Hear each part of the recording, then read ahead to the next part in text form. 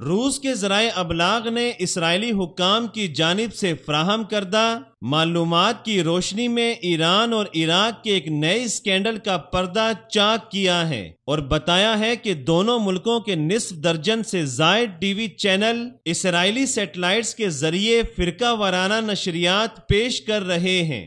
ذرائع کا کہنا ہے کہ اسرائیلی مصنوعی سیاروں کے ذریعے اپنی نشریات پیش کرنے والے ٹی وی چینلز تل ابیب کی پالیسی پر مکمل طور پر کاربند ہیں۔ ان پر اسرائیل اور یہودیوں کے خلاف تو کوئی بات نشر نہیں کی جاتی، البتہ ایران کی حمایت میں فرقہ وارانہ پروپیگنڈا جاری ہے۔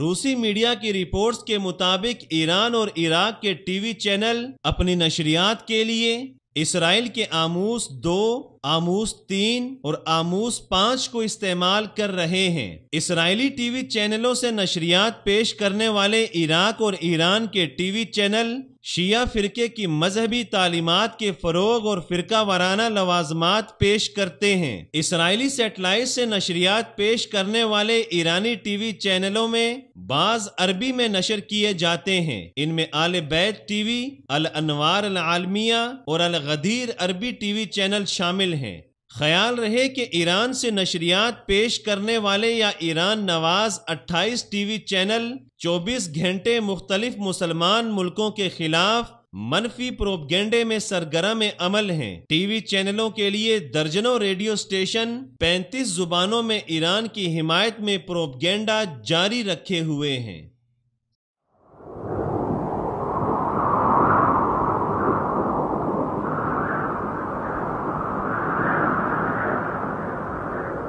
اخوت و محبت کا علم بردار وصال اردو